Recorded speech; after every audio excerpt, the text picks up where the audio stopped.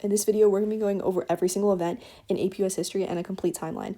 So first we have that Christopher Columbus arrives in the Americas, and this is important because this is going to be our first major contact between Europe and the New World. He didn't discover an empty land because we already had millions of Native Americans that were already living here in organized societies.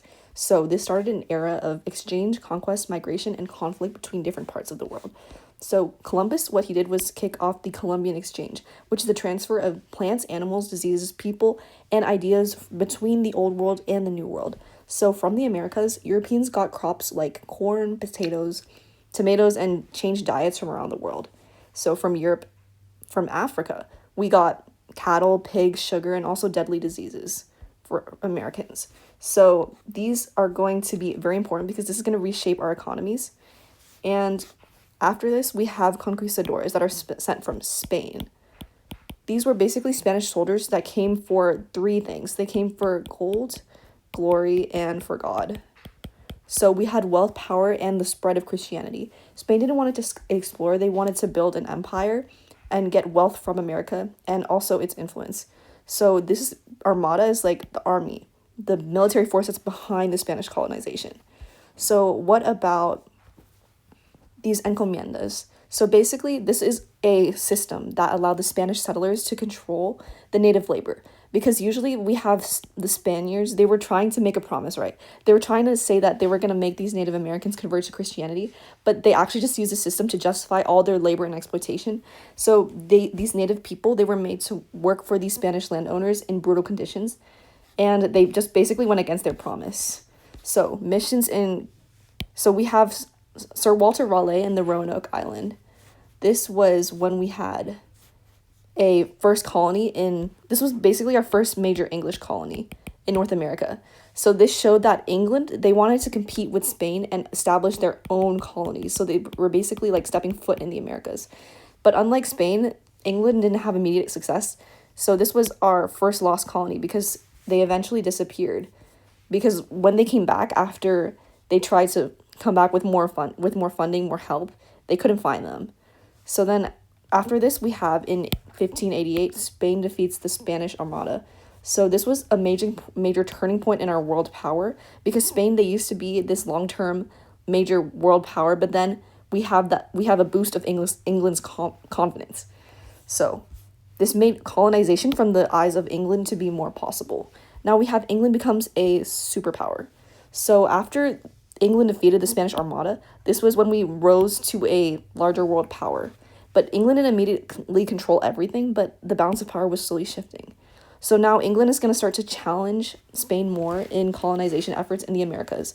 So after this, we're entering into our second period, which is going to be the start and the establishment of Jamestown. We have more colonies. So Jamestown was basically the first of our permanent settlements in America. It was funded by the Joint Stock Company, which was the Virginia Company. And it's going to be our first venture that was mainly for profit, not religious freedom. So we had this beginning of an economic venture. Now let's talk about the Joint Stock Company. This is when all of our investors pull their money together and they share a risk in order to gain profit. So they're basically lowering their risks, but they're still able to make a profit. So it was backed by the Virginia Company. So this was tied back to our capitalistic motivations. We have Captain John Smith. This was the leader, and he helped Jamestown stay alive during their really tough conditions during their first winters, the early years. Okay, 1609, 1610. So these were our desperate times. Basically, they were starving. They had hunger, disease, poor planning. Okay, Powhatan Confederacy. They helped Jamestown survive during this time through trade and contact, but a lot of Native Americans, they died during this time. So we then later on adopted the tobacco crop, which was something that we learned from the natives, and it helped Jamestown from going extinct because it gave us an economic purpose. Now the Chesapeake, this is the area around Jamestown, and this area developed around tobacco, the dispersed farms, and also plantation life agriculture.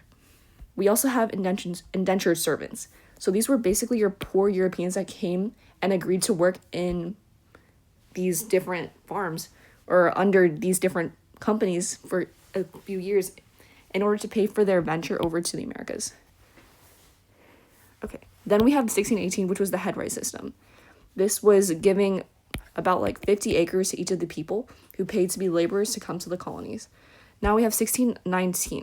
So this was our House of Burgesses. So this was the first representative assembly in the English colonies. And this started our self-government in the Americas. So we have white property-owning males could vote. This was when we have democracy for not everybody starting to show up. So it's still restricted. We also have the beginning of slavery, which will continue to grow in the South, especially as the indentured servants we have, they're kind of not working as much as they should. And also in the encomienda system, they're kind of failing to stay alive, the natives, after we brought these diseases over. Now, we have the separatists leave England accidentally. This was when we have these group of people, they're seeking religious freedom. And we arrive in Massachusetts. So this was on the Mayflower, yeah. And this was more of the religious side. We also had aid from the local Indians. We had help with survival and farming again, not just relying on ourselves. We had the Massachusetts Bay Colony. So this was the Puritans, right? And they were built on religious community and stuff. We have John Winthrop as well. We have Puritan Calvinist ideas. Yeah, so we have discipline, order, those ideas. Religious intolerance. So they wanted these ideas of discipline and God's laws. Roger Williams, he was somebody who wanted religious freedom, but just for the Puritans. Now, Anne Hutchinson. So she challenged the Puritans, but then she was banished. Now, we have the Great Puritan Migration. This was basically when we moved from England to New England, hence the name. So we created large, stable, family-centered society in the North. Now we have little immigration during this second period, 1649 to 1660, because England itself, we were already going through, we had a Puritan conflict. So then we had less of a need to flee England to come to the Americas. So then we have Connecticut gets a charter for being a colony. So we have more growth. Now Maryland, we have Lord Baltimore, haven for Christian and Catholics. So we have a religious refuge for the Catholics as well. We have the 1649 Acts of Toleration. This was broadening toleration, but only within Christianity. We have New York as another colony. So this was going to be after we took it from the Dutch. So it was known for its religious tolerance, actually, and also pacifism. Now we have the idea of proprietary. Now, this was things that are owned by individuals, different from the ideas of natives, but they later became royal colonies underneath the king. Now we have salutary neglect. So we saw that Britain was mainly off hands with these colonies from 1650 to 1750. So this is when the colonies, they kind of get used to running themselves. Okay, 1670, this is when we have Bacon's Rebellion, so our first major rebellion. We have the frontier settlers, they're kind of angry about the native conflict, and Governor Berkeley, he favored his elites. So we have this guy like Nathaniel Bacon. He's frustrated, and these farmers, they group together and attack, and then they burn Jamestown down. And this matters because it's showing how our different classes are becoming more tense, and they're pushing Virginia away from indentured servitude. And now Virginia is looking to replace those indentured servants, with slaves, and accelerated our growth of slavery. So Governor Berkeley, again, he was seen as corrupt, too protective of elites. And Nathaniel Bacon, he was the leader against Berkeley. So he became that frontier for all of our anger. So we also have, creation of black codes. Those are going to be things that are going to help encourage our narrative later on. So next we have the Salem witch trials. So these were driven by our fear and our mass like hysteria. This was mainly against women, gender, religion, and politics. So this was fear and instability in our Puritan New England. Okay, we had the Great Awakening from Europe. It was a revival. It was about emotion. It was about personal faith and art, dramatic preaching. We have John Edwards. He preached about hell, sin, and predestination. So all of these are ideas of an angry God, right? We also have George Whitefield. So he preached the outdoors and attracted huge crowds from the different parts of the colonies. And this was he's helped accelerated the Great Awakening to be a larger movement. Okay, Enlightenment. So we had different ideas, but the main ones were reason, science, and natural rights that people were entitled to. And this is going to help us when we move into our independence era. So we have Ben Franklin. He's our classical Enlightenment guy. So he is a representation of science, experimentation, and all that practical stuff. So now we are entering our period 3. So we have the Albany Plan by Ben Franklin. So what we need to know is Ben Franklin, he starts the spirit in the colonies, right? So now they have more encouragement. They want to take these ideas and then kind of move and do something with it. So this was a plan that was encouraging intercolonial unity, right? So at first it was not accepted because the colonists were kind of against it. But this is one of the things that helped accelerate our ideas of colonial unity. So then we have the 7-year French-Indian War. This was between Britain and France. So in the end, Britain won. But we resulted in a whole bunch of debt, which is going to help us become more angry later. So this is going to result in a whole bunch of taxes from Britain onto the Americas. And we don't want to pay those taxes because the Americas are arguing that Britain is the one that like encouraged the war. Why do we have to pay for it? So then we have the Proclamation of 1763. So this was no more settling past the Appalachian Mountains. And the colonists, they disagreed about this because they thought that they wanted that land west after the war because they thought they earned access to it. They're like, why can't we go that way? But what Britain wants, they just want to prevent more war because they're already broke after the previous war. They still have to pay back for that old one. So, yeah, we have the end of salutary neglect, which is that Britain is starting to invoke more control over our colonies. They want to take back because the colonies are getting pretty successful at this point. They kind of want to take that profit. They also need the taxation to pay back the debt from the war. And we have more British colonial relations, right? So then we have just a whole bunch of acts after this. We have first the Sugar Act, which is meant to reduce the smuggling, trying to raise revenue. So this is going to be from the eyes of the colonists. They see that Britain is trying to control their trade. And then we have the Currency Act. This is another act, which is the colonies cannot use their own paper money. They have to use Britain's money. So again, this is just like more control. We don't like control.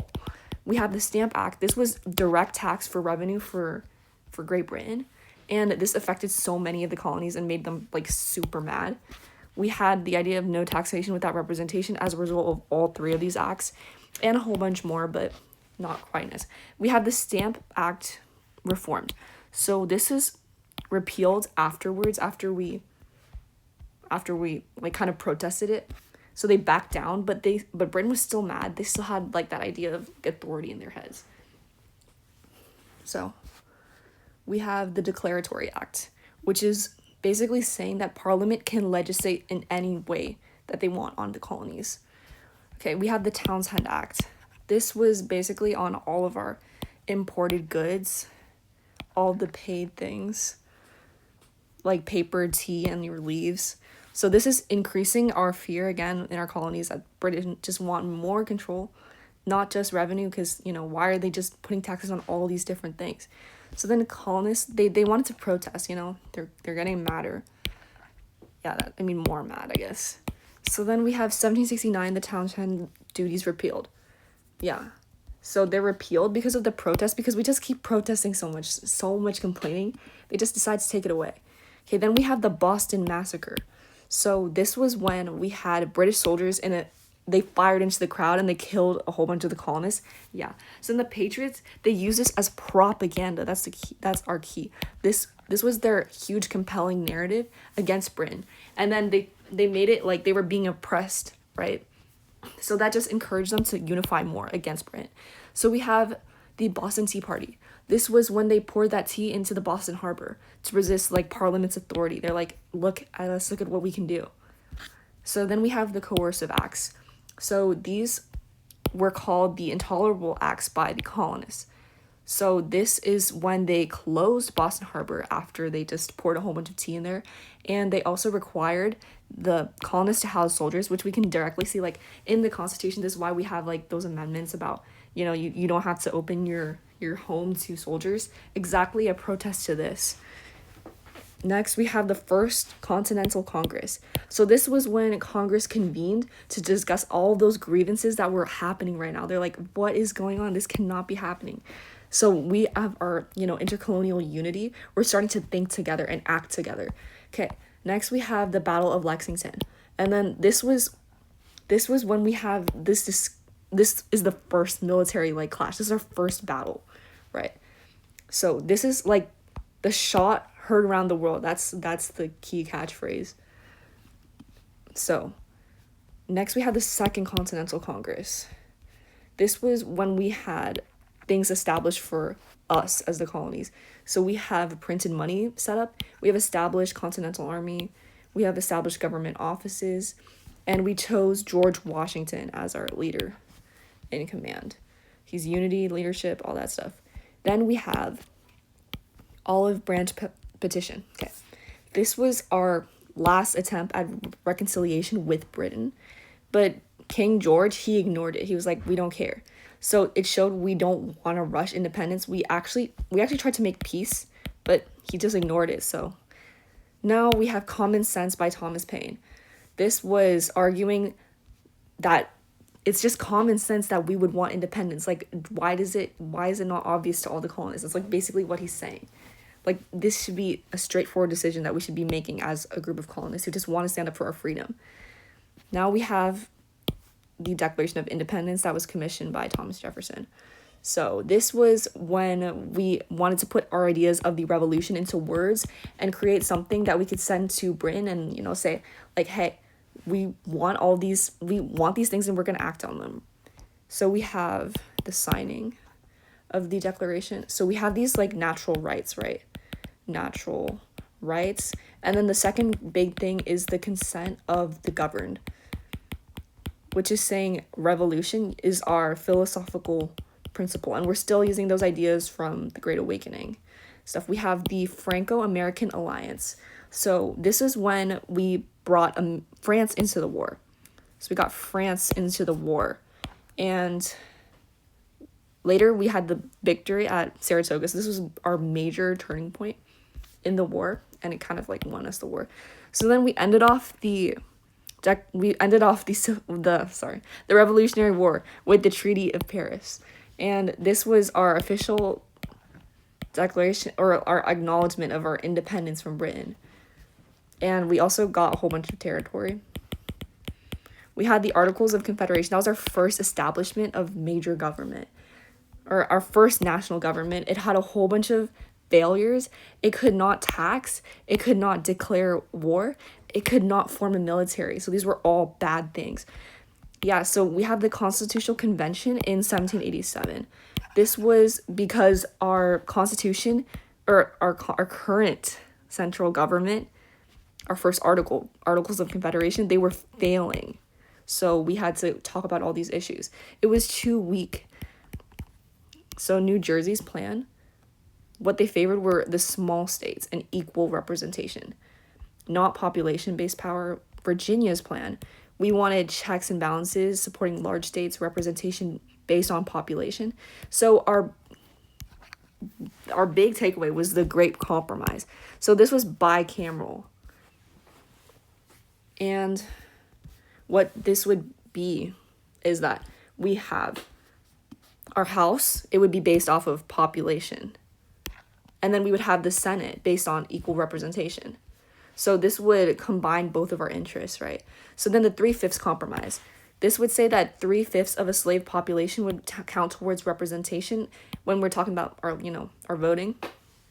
So that would empower the southern states, because they were arguing like we need more representation, because like up in the north there were barely any slaves, because they couldn't really have that farming because the soil up there was super rough. However, like the south was so insanely reliant on slave labor because they had a whole bunch of like agriculture going on. So they had a much larger slave population. They were like, why are we feeding these people? Why are we like taking care of these people if we can't even use them to represent ourselves in government?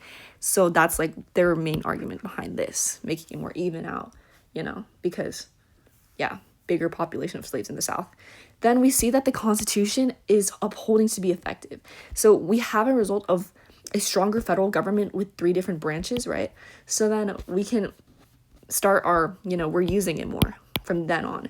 We have the Bill of Rights in 1791. So this is protections for our individual liberties, and it helped create calms that the new government would be too powerful by giving these things that our government would guarantee will be assured, as a civilian, as a citizen of this country, things that we will uphold by protecting like these freedoms, right? And then we have the election of Washington. He was like the only president where he was like unanimously elected by the Electoral College, I believe. So he had cabinet, Jefferson, the Secretary of State. We had Hamilton for Treasury. We had the creation of the National Bank, Hamilton's financial plan to reduce debt. So Hamilton, he supported the National Bank for our federal power, right? So we use this finance eventually to strengthen our government. Yeah, so we were actually able to collect money as comparison to before. We had the Neutrality Proclamation, which was basically Washington, we wanted to keep out of the U.S., we wanted to keep the U.S. out of European wars. We wanted to stay here. There was like a war going on during this time, so we wanted to just focus on America, growing up. We have Pinckney's Treaty of 1796. So this is going to be with Spain, and we're going to be giving the U.S. access to the Mississippi and also New Orleans. Okay, we have no third term. So this is when we saw that Washington, he stepped down from his position as president, and he stepped down from power, right? So that's legitimizing our Republican government, because we don't have one person just constantly in charge of the power. We have people shifting. He was like, okay, I'm just gonna step down and give somebody else a turn instead of following the patterns of being a king. It's like showing America that this should be the standard for how a peaceful transfer of power should occur, and we just don't have one person dominating like a king like we did before. So we have John Adams. Farewell address. This was when Washington, he warned America of all the things that he thought were bad, right? So the things he petitioned for was, we don't want to have permanent foreign alliances, and we also don't want to have parties. We don't want to have these parties that are going to cause a political divide within the country. And overall, he's just like, we need to be neutral. We need neutrality. So this is guiding the nation for the future. So then we have John Adams. So he's the second president during this tense era, and it's becoming more partisan. We have the Alien and Sedition Act.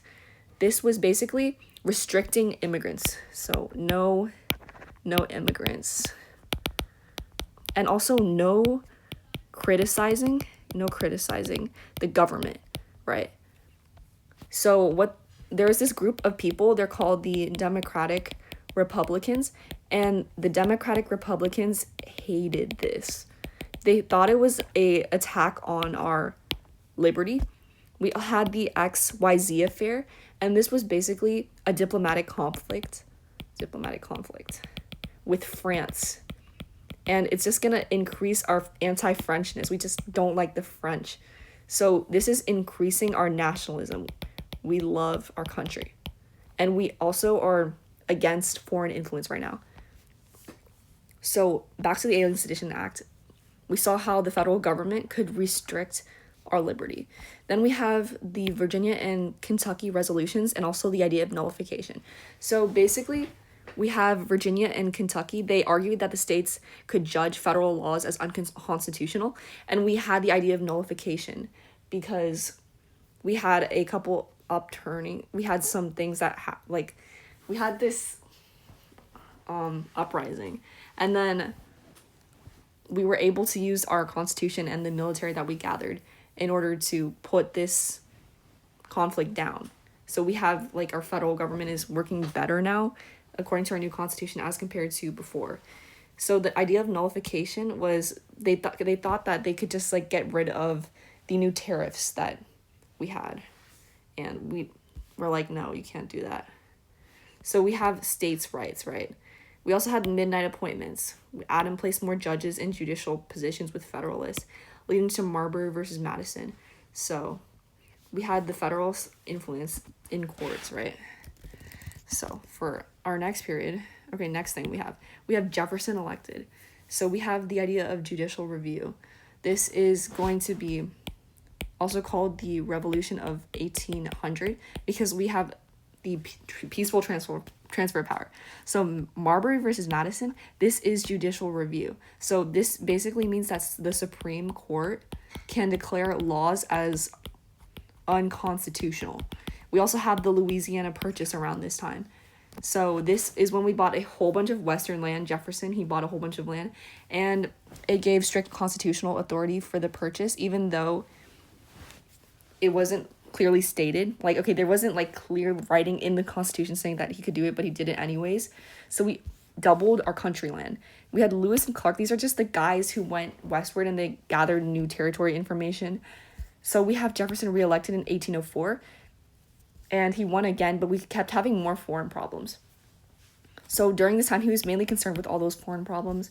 We had British impressment, which is going to be when Britain took American soldiers and then they forced them into the British Navy. And Americans were like, what? You guys can't do that. That's an attack on our national sovereignty.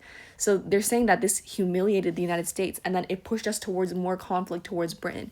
So then we had the Embargo Act of 1807.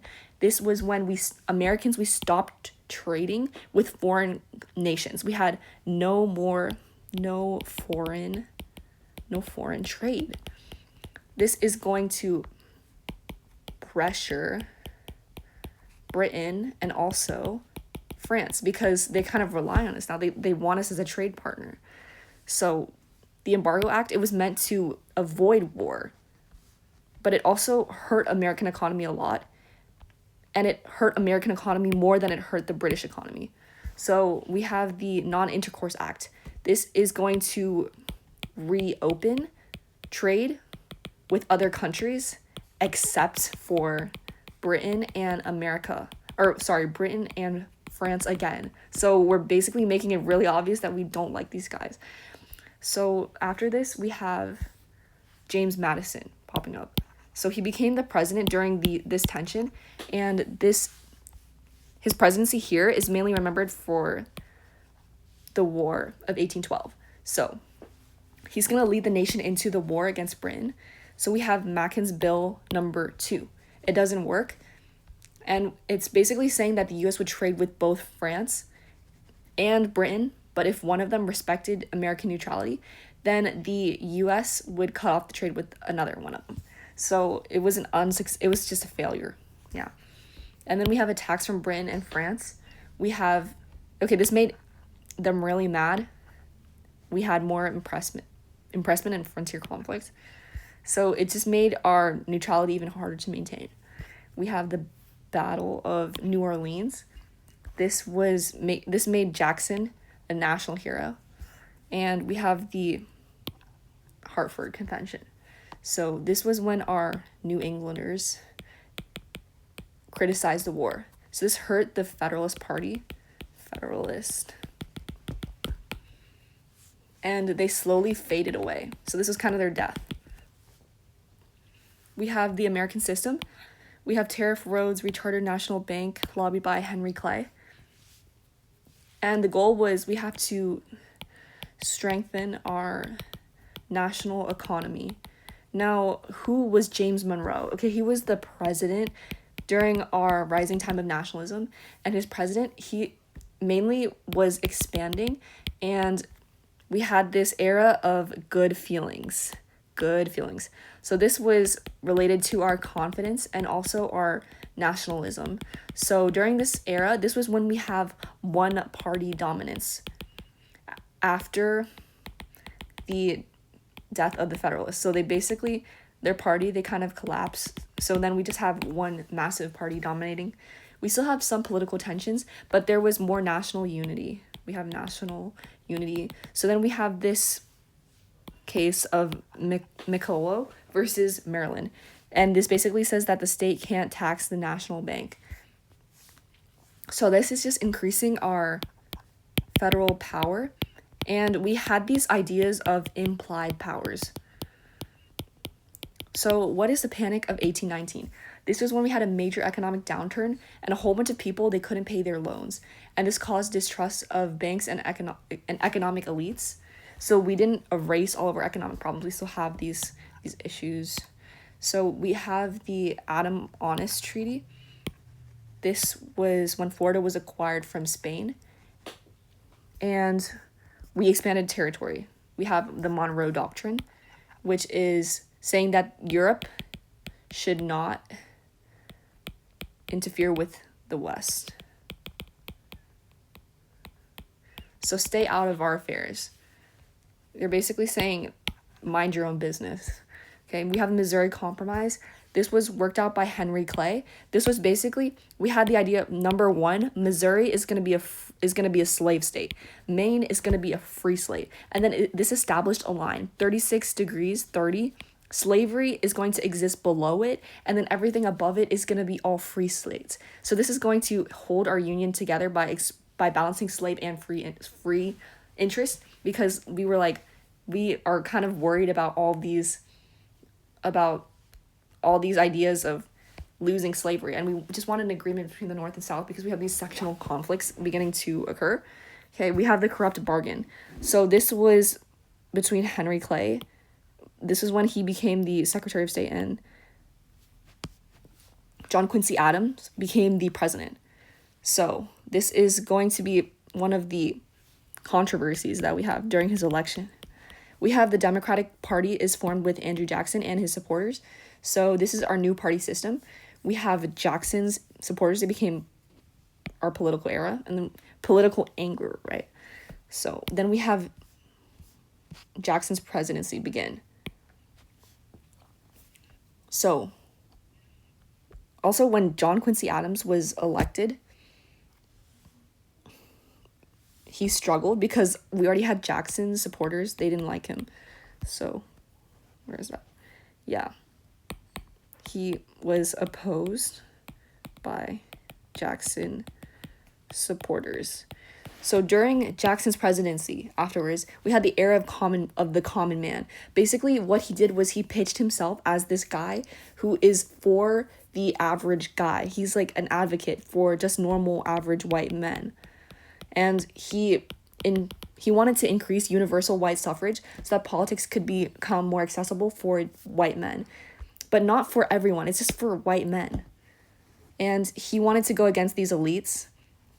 So the idea of universal white suffrage was we're going to drop a whole bunch of the property requirements. So before, you had to have property in order to participate in voting, but he basically removed this. But we still had limitations of voting based off of your race and your gender.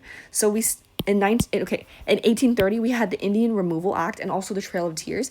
Indian Removal Act, it allowed the federal government to move these Native Americans west of the Mississippi. So we keep going west of the Mississippi, going away. And then we had the Trail of Tears. So we had a whole bunch of relocation of like different tribes, like the Cherokee. And we have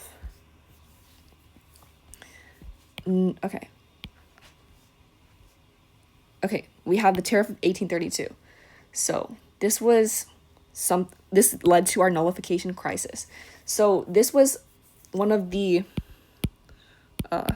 is a tariff that everybody hated. It's just so high, and we had this nullification crisis, which was basically when South Carolina, they claimed that they could nullify a federal law.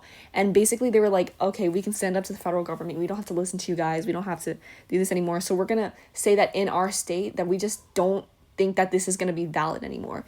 And then Jackson was like, no, you guys can absolutely not do that. And he opposed the nullification and defended the federal authority by saying he was going to send these troops in. And that made them stop. So then we have the Panic of 1837. So this was an economic crisis that followed afterwards, and that was during Van Buren's presidency. We have Nat Turner's Rebellion, which fails. So this was a slave uprising that we had. Slave uprising. So during this time, this was actually the time when the US government could finally show that they had the strength in order to push down a rebellion. Because before, when we had the Whiskey Rebellion, we were unable to do anything about it. And that just was an absolute failure from the federal government. Now, Nat Turner's Rebellion, we could just call up our troops and then just send them in and just get rid of the conflict. So yeah, the Constitution is so much better than Articles of Confederation. So we have black codes. Black codes are going to be restrictions on enslaved people, like basically adding these requirements for people to vote, for example, like blacks to vote. Or that's actually later. This is when we have more restrictions on enslaved people, which means like we monitor them more. So there's like more monitoring, more control. So then we have the Whig Party. This is against Jackson, and they said Jackson was like a king. So the Anti-Democratic Party, that's what they were called, but the idea was that they just opposed Jackson's democratic and executive overreach. They were saying he's too executive. So then we have Martin Van Buren. He's going to become president right when we have the economy crash. That's because he inherited Jackson's political system and all of the economic problems that he had. So we have William Henry Harrison dies 1 month in office. This is when we... Okay. This quickly elevated... Yeah, then he had his vice president. This is his VP. And then he was called the John Tyler. He was the president without the party because he broke the Whigs. So he showed the instability. Okay, then we have the Second Great Awakening. Second Great Awakening was around in 1841. So we encouraged emotional religion. And also social reform. So we had the ideas of temperance, slavery, abolition, reforms of society. So reforms of society is like we want like prison reform, also educational and women's activism. So our next period, we have period 5. We start off with the annexation of Texas, and this is going to increase our sectional tension because we have ideas and questions from both sides about whether the state or territory would allow slavery. So we are just being pushed more and more towards conflict. We have Polk elected. So he is going to support the idea of manifest destiny, which means that we have this Christian right to expand westward and just influence everything there. Just take over the native ideas and just convert them into these good old American like Christian values and stuff, just under our control. Then we have, territorial expansion. We have the Oregon Treaty, which is going to be settled the northern border with Britain, and we gave the U.S. control of Oregon, Washington, and also nearby territory. We have the Mexican-American War, which was our ideas of expansionism and border disputes after Texas was annexed. So this was our chance to get a whole bunch of Western territory. We have Wilmot Proviso. So this was our attempt to ban slavery in the Mexican area that we just took over. And it failed.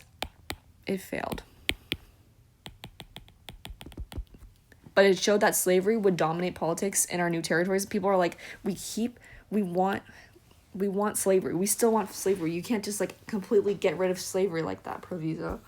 So then we have the Treaty of Guadalupe. This is going to end our Mexican-American War. So this is going to give the U.S. the Mexican secession. And we get California, we get Arizona, we get Nevada and Utah. We get Colorado and New Mexico. So we got a whole bunch of new land. Then we have Zachary Taylor is elected. So his election is increasing our sectional tensions. So this was when the Whigs, they fall apart. So this is really their death by Whigs. So after Taylor dies, Zachary Taylor dies, we have Fillmore takes over. And what Fillmore does is he signs the Compromise of 1850. What this does is, this was written by Henry Clay and also Stephen Douglas. So they tried to decrease our sectional tensions. We have that California is entered as a free state and the slave state ended in DC. And we have Utah and New Mexico are used as our popular sovereignty. So we have, again, no more slave trade in DC. Stronger fugitive slave law. So what the fugitive slave law is like all of your escaped enslaved people, they have to be returned and forced back into slavery. So Northerners have to participate in slavery's enforcement. So it's a national issue now, not just a Southern one, because now the people in the North, they're kind of being obligated for recouping all of these like runaway slaves from the South and bringing them back. So popular sovereignty, it's like democratic, but now it's going to push the slavery fight directly into the territories, and it's just going to increase tension. Now people are going to be like, I got to go over to the new territories and vote and change whether or not this slave will be free or not. So that's just going to cause a whole bunch of other things. So then we have Uncle Tom's Cabin is published, which is a popular anti-slave novel that's going to shape the Northerners' opinions against slavery. So now it's becoming a moral issue for a lot of the Northerners. They're kind of like, they feel this in their heart that they have to act on it. So then we have Franklin Pierce is elected. So he supports expansion and he signed the Kansas-Nebraska Act. We have that Pierce's presidency, it depended on deepening. He wanted to deepen that sectional tension. He didn't calm it at all. So then shortly after we have the Kansas-Nebraska Act. So this is going to do some major things. We have repealing the Missouri Compromise, and then we have popular sovereignty. So opening that up is going to allow people to come in and vote. So now, okay, we have the real death of the Whig Party because they have no united opinion on slavery. So the Whigs are going to collapse because slavery is going to split the party beyond repair. They're just so confused on what to do. So then we have the emergence of the Republican Party. So what the Republican Party believes is they are going to oppose the spread of slavery into the territories. They're anti-slavery. So then, we just have more and more sectionalism. Bleeding Kansas, giving these people the freedom of popular sovereignty is just going to make them fight. So then we had Bleeding Kansas, which is where we had bloodshed because everyone was coming, Northerners and Southerners, they were all coming into Kansas. Then they started fighting and then they killed each other because they couldn't come. They were just so mad. Yeah. Then we have Bleeding Summer. This was going to be this is when we had the caning of this Senator Charles Sumner by Preston Brooks in Congress. So we have political conflict over slavery, and now it's becoming violent. Then we have the Dred Scott decision during this time. So this is when we said that African Americans were not citizens officially in the Supreme Court ruling, and that Congress could not ban slavery. So Congress, no banning slavery for one.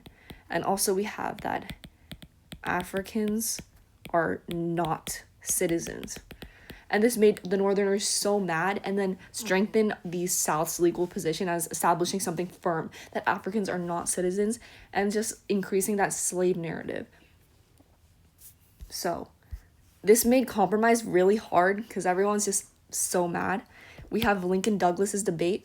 So this is on slavery's expansion into the territories. And what this does is it introduces Abraham Lincoln into the center of these national politics. We have the Freedman Doctrine, which is basically, this was Douglas and his argument that settlers could keep slavery out by refusing to support it locally. So he's saying, like, you can do your part inside of your community, just don't support it, just stop it. We have John Brown's raid on Harper's Ferry. So John Brown, he's this white guy who tried to like start this uprising, and his raid failed, but it made the South and sectional distrust like a whole bunch worse, because they believed that the North had become dangerous. Like, Southerners were scared now. He tried to like take all these weapons and just do a whole bunch of damage, and now the South is like super paranoid. Okay, then we in 1860 we have that the South Carolina seceded, because in 1860 this was the election of Abraham Lincoln. And his election, he scared the South so much because he had a whole bunch of electoral votes from the North and literally no votes in the South, which was why the South felt like it was completely unfair that they were being represented by this president who did not reflect their opinions at all. So then they just left. So then they formed the Confederate States of America with Jefferson Davis as president. And we have Fort Sumter in 1861. This is going to be the beginning of the Civil War, and we have the Emancipation Proclamation after the Civil War. So APUSH doesn't really cover the events of the Civil War, you just need to know like that continuity. The Emancipation Proclamation, this is going to declare enslaved people in the Confederacy to be free. And this was Lincoln being being strategic, because Lincoln, he didn't actually believe in freedom for the slaves for the purposes of moral reasons. He saw it as something that he could use like politically charged and take that strategically and turn that into a war effort, because we have a whole bunch of people in the South that are just slaves, and those people were fighting for the army in the South, and because they were enslaved and a whole bunch of the South's economy, they relied on that slavery. If Lincoln removed that, then it would just hurt the South so much, because then all those slaves would just like run free, because they're allegedly free underneath the United States of America. So then that just hurt them. And up in the North, they didn't have that many slaves anyway, so they weren't going to be really affected. So they just were trying to target the South in specific. Yeah. And he strategically said like in the South, because he's just, it's like a weapon. Then we have the Freedman Bureau. Okay, we also had the Gettysburg Address. That was when he like announced the thing. Gettysburg Address as well.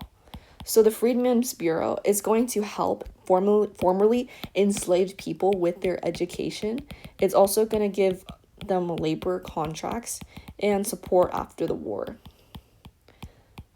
Now, in 1865, we have the end of the war, and then Lincoln, he's assassinated.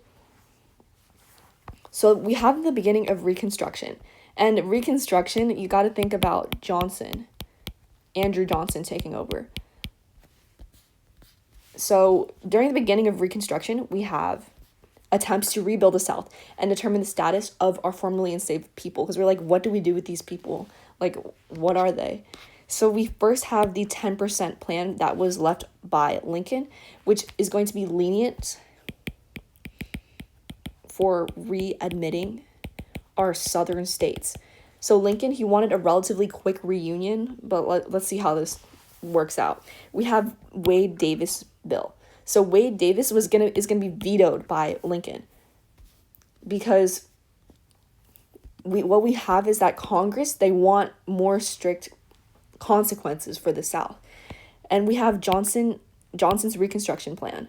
And what this was, it was kind of a combination of the 10% and also the Wade Davison plan, because Wade Davison was like harsh, and Lincoln, he wanted to be lenient because he wanted things to go back. He's all about preserving the Union. He's like, if we be too strict, that's not good.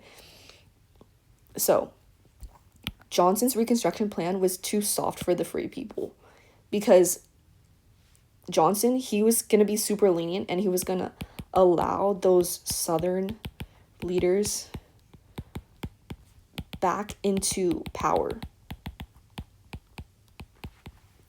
So then we have black codes. So we had the 14th Amendment, right? So 14th Amendment, it was giving our we had citizenship. Okay, we have citizenship and also protection under the law for our Black Americans. We have for our African American previous slaves. What the black codes are doing, there are going to be a whole bunch of restrictions on what these people can do now with their freedom. Like it's adding literacy tests to when they want to vote, which is going to come with the 15th Amendment, where we have the ability for African men to vote. So it's expanding the rights. These rights are attacked by those black codes. We have Military Reconstruction Act of 1867. And what this is going to do is it's going to place the South under military occupation and authority, and it requires state governments. So Congress is taking over of Reconstruction, and it's away from Johnson's leniency. So we have the credit mobilier and also whiskey ring. This is going to damage the faith in the federal government. And these are going to be scandals. They are going to weaken our Reconstruction support. And we had the financial panic of 1873. This is going to shift our national attention away from Reconstruction and towards economic problems. We have the Compromise of 1877. This is going to dispute the election, and it's going to make Hayes president. We have the end of Reconstruction. And this is not good because it's going to leave our African Americans vulnerable to our white Southern control, because we didn't really do a good job of that. We still have a whole bunch of black codes, a whole bunch of things going on. Not good. So now we have the Gilded Age. Some important people you need to know are Carnegie. We have Rockefeller, Morgan, Edison, Pulitzer, Hearst, Gompers, Booker T. Washington, Susan B. Anthony. So now let's talk about what this was. It was gilded because it seems like it was good on the surface, but it's just a whole bunch of suffering from different people. Like there was a whole bunch of money, a whole bunch of spending. We had a whole bunch of but there was a whole bunch of monopolies as well. We had abuse from these really rich people taking advantage of the system, and we had worker rights being violated. Okay, Carnegie, he is our steel guy, and he became one of the richest guys in America. He represents the rise of big business and industrial capitalism. For Rockefeller, he is going to be Standard Oil and monopoly power, consolidation of big business. Morgan, he is going to be the banker, like JP Morgan still exists to this day. He is going to control a whole bunch of our financial mobility, like a lot of our money and bank flow. Edison is going to be our innovation, right? We have technological changes. And then Pulitzer and Hearst, these two are journalists. We have the idea of yellow journalism. Now for Gompers, he is going to be a super large union figure, against labor abuse. We have wages and hours being argued for. Okay, we have Booker T. Washington, and he's going to argue that African Americans should first focus on economic progress plus the education of African Americans. So he wants to restore the racial order, post-Reconstruction. He wants to get us back on track because things aren't looking good. So Susan B. Anthony, she was a leader in women's suffrage. She's women's political rights, right? So we have forgotten presidents. Hayes, Garfield. Okay, these people, they're forgotten because everyone remembers them for their eras of corruption, not for the good things that they did. So let's start off with each of them and what they actually did that was like kind of significant. So for Hayes,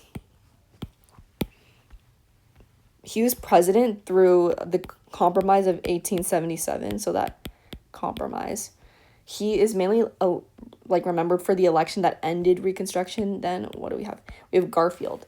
He's a really short presidency because he was assassinated. Yeah. And then Arthur, let's see. He was linked to like some civil reform. He was trying to like get rid of like corruption. And the next guy, Cleveland. We have fiscal conservatism. And he served non-consecutive terms. He's the only president to do that. We have Harrison. So he's during the late Gilded Age, and he had tariffs. Next, we have political people. Debs. This guy was socialist. And stronger labor protests against industrial capitalism, more labor unrest, more political voice. We have Bryan. He's going to be for the farmers. And free silver. So like agrarian, agricultural stuff. We have McKinley, who is tied to our high tariffs and transition. So industrial stuff. And then we have Seward. Yeah, he purchased Alaska. Okay, McKinley tariff. This was meant to protect our American industry. So we're like, we don't buy stuff from other places. We have to support our domestic like industries and stuff. We have the Sherman Antitrust Act, which was the goal was limiting monopolies, but also we wanted to regain the trust of the federal government. So we're like, if you have a company that dominates a majority of like an industry, the government is going to like split up that like monopoly into smaller companies so that they don't completely dominate like everything that is going on, like controlling all the price and stuff. So we have the Wilson-Gorman tariff, which was tariff reform. It was a failure. It was not really successful. So we still have tariff policy during the Gilded Age. So what do we have next? We have Spanish-American War. Yes. And the Platte treatment. So 1898, we have Spanish-American War. And then this is when we start to become this imperial power. So U.S. is going to win over Cuba and also the Philippines. So we annex these. Yay. I mean, yeah. So it's going to turn us into a world power. So we have the Treaty of Paris. This is going to end the war and also give us some territory. So the Platte Amendment, this is going to be limiting Cuba's independence. It was still independent under name, but it was still under influence of the US. We have the Progressive Era. So 1904, we have the Panama Canal. This is like Atlantic and Pacific. We have trade. We have naval movement. This is like Latin America. And we have the Roosevelt Corollary. So we have Atlantic and Pacific trade. We have the Big Stick policy. So what this means is like, we say we have military strength. We're basically saying we're super powerful, but, we're not really going to act on it. We're just going to wave our massive stick around, wave our massive, military power around and threaten people with it, but still remain relatively peaceful. America not involved in Europe, so we're kind of, isolationist a bit. We're kind of, stepping away from that stuff. We have involved in the Western Hemisphere. So we're still going to be focused on Latin America and regional power. So 1912, we have that Wilson is elected. Woodrow Wilson, he's becoming the president. He has his own ideas on foreign policy ideals. So he's going to lead us through progressivism and also World War One. So we have neutrality declared. So when World War One started, we were like, we want to stay out of the war. But then we have Lusitania sunk. So this was something that the German, it was a boat that had Americans on it, and then it sunk. So then we were like super mad at Germany, so it made it harder for us to stay out the war. Then we had the Zimmermann telegram, which was a German message asking Mexico to ally with Germany against the US, and the US was like, Mexico's right next to us. That's a huge deal. Like, we can't let them do that. So then the Zimmermann telegram was like, America, we intercepted it. We overheard it, and we were like, okay, now we have to step in because what's going to happen? So then we have a declaration of war on Germany in 1917, and we entered World War One.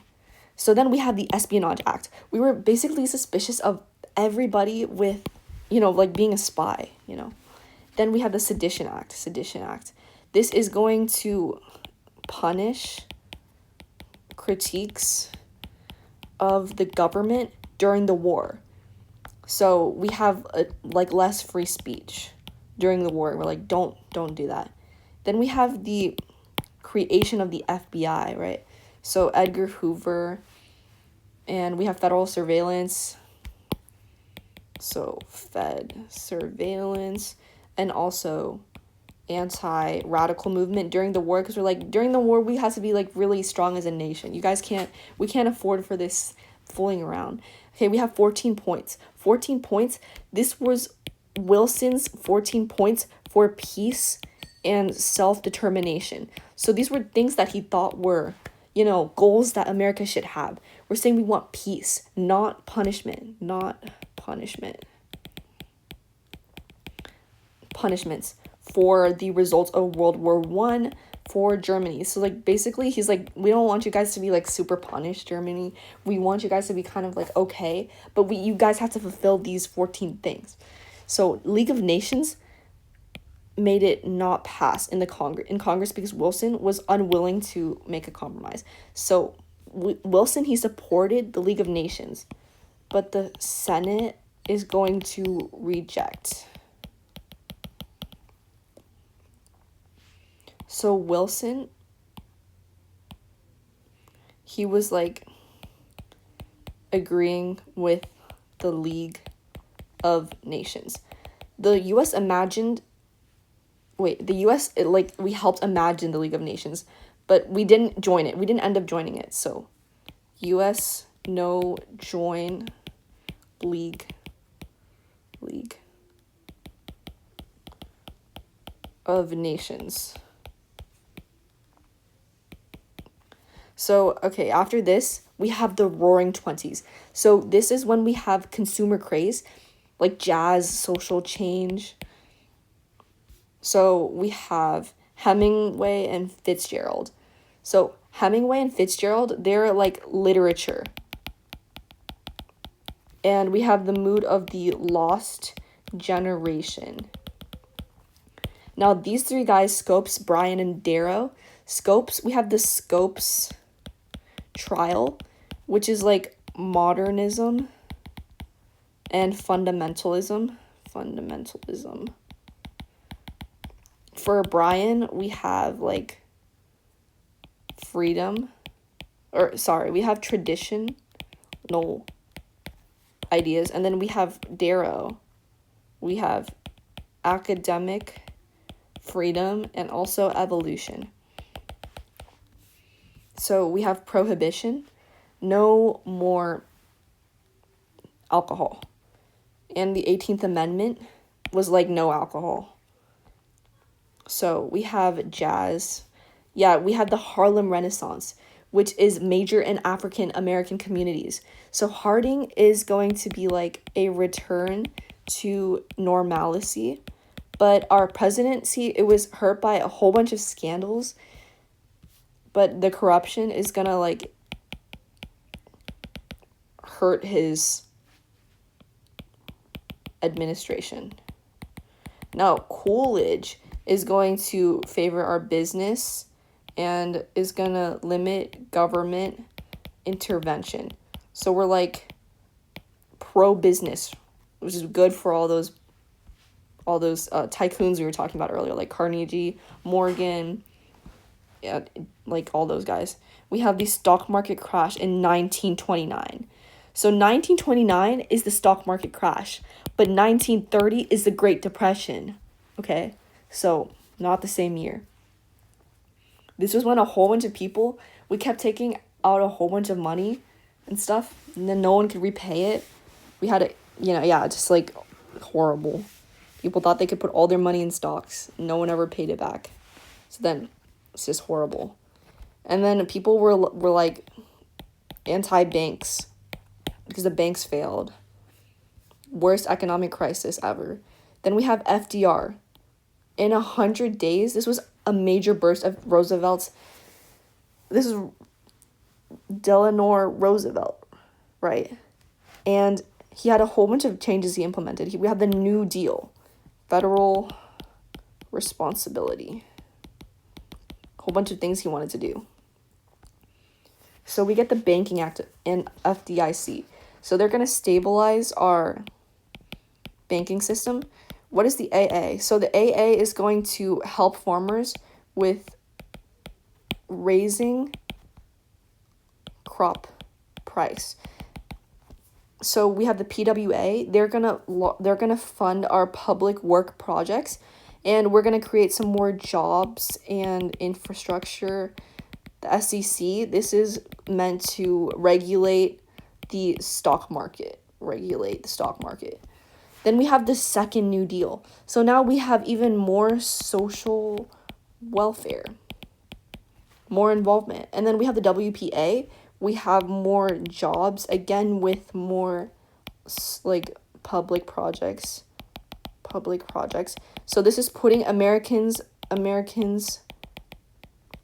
back to work. So Americans going back to work. We're getting jobs back, after the Great Depression crash. So we have Social Security. This is going to be a safety net for our elderly and also our unemployed, so that they're better off. It's going to change the relationships. Now people are like, we have something to rely on. We have something we're paying into.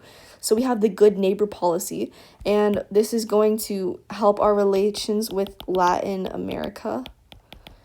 Roosevelt is going to soften intervention, and stuff. We're going to be good to them because we're right next to them. And we have 3 neutrality acts. We're going to stay out of our foreign wars. Many Americans, they just want to know more overseas conflicts. They're like, it's not worth it, guys. Okay, then we have the Selective Training and Service Act of 1940. So this is going to be our first time ever peacetime draft. And even before entering the war, the U.S. is going to be preparing militarily. We have a Land Lease Act. So this is going to allow U.S. to aid the allied nations. So the U.S. is going to help allied nations. And it's helping us move closer to war because we're helping our allies, so then we're eventually going to get involved.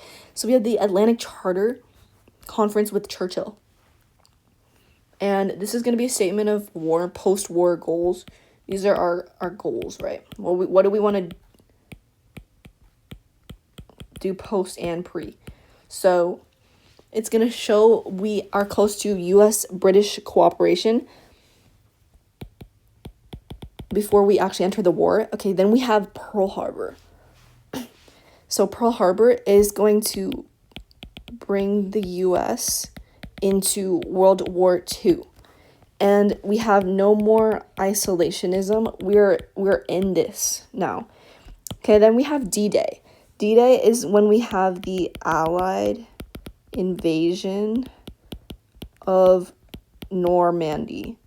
So this is our final push to defeat Nazi Germany.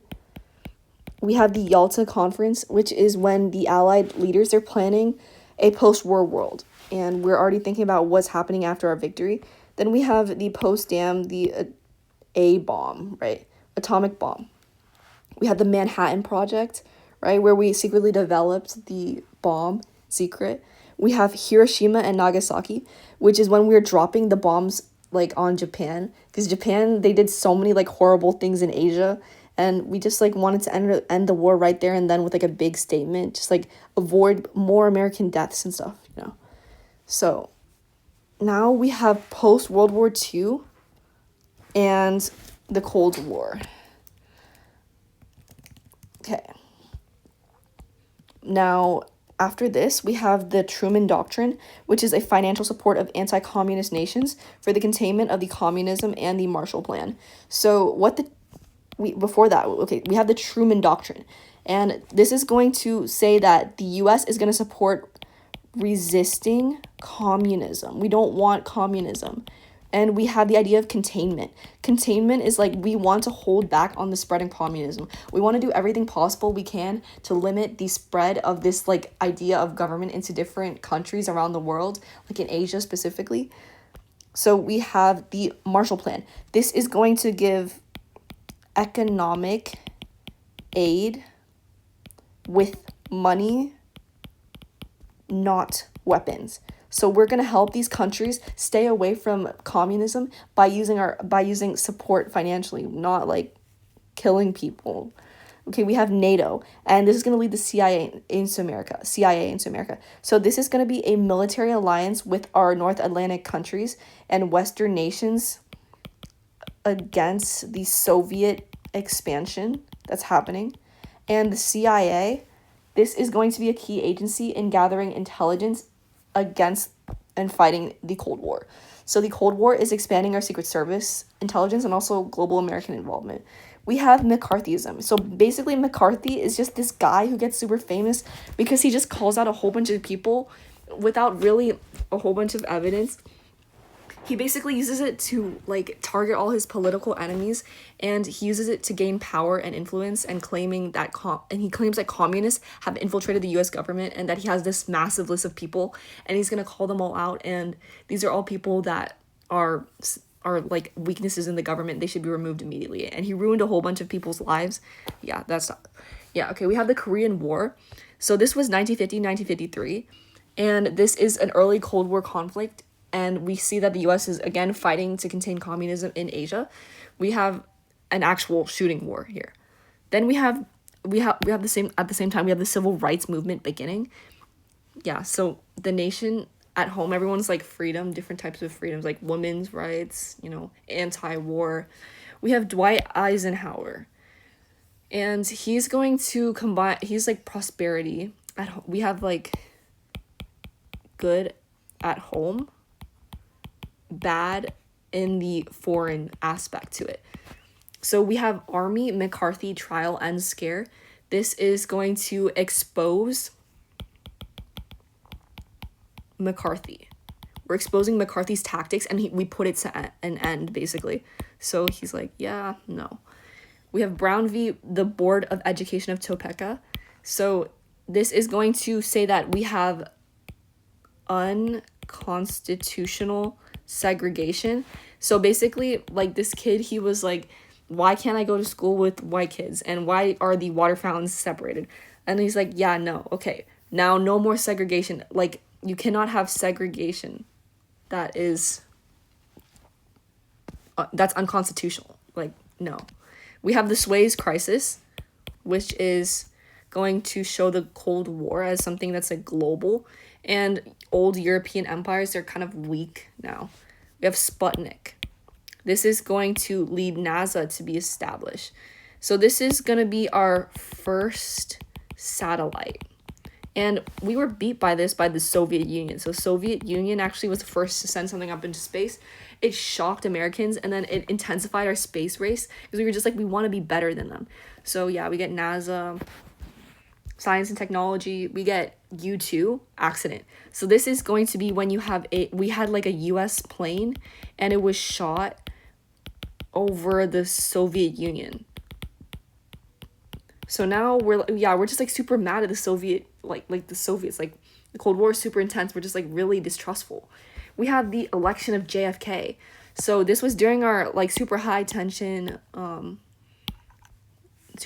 tension Cold War. Yeah, we have a new type of leadership. We have the Bay of Pigs. So during the Bay of Pigs, this was going to be the US. We failed to overthrow Castro in Cuba. So this is super embarrassing for us. Yeah, and it ties Cuba to the Soviet Union, because we had our missile crisis after this. Yeah. Let's talk about the missile crisis first though. So basically, like the Soviet Union, Cuba, we placed like atomic bombs right there, and that was so close to the US, and we were like super scared, like you got to move that away, and they weren't gonna like remove them. We're like, you guys need to remove those bombs, otherwise like we're gonna bomb you guys. And like basically it came down to the decision of like 3 of these captains, then one of them they said no, so then we were saved from like all out nuclear war. Yeah. So then we also have the Vietnam War conflict begins. Yeah, like communism and stuff. Yeah, because Vietnam, North Vietnam, South Vietnam. North Vietnam was like communist. South, we went down there to aid them, right? So then we have JFK is assassinated in 1963, right? And LBJ, he's gonna become our president. It shocked everybody. We have the Civil Rights Act of 1964. So we have no segregation and no discrimination in public life. So we have the Great Society legislation as well. This is going to be LBJ's policy to fight poverty. Okay, LBJ against poverty. And what is the Gulf of Tonkin? Gulf of Tonkin. So this is when we have major expansion in Vietnam. So this gave LBJ more power to escalate the Vietnam War. So we have the Great Society. What else? We have Nixon is president.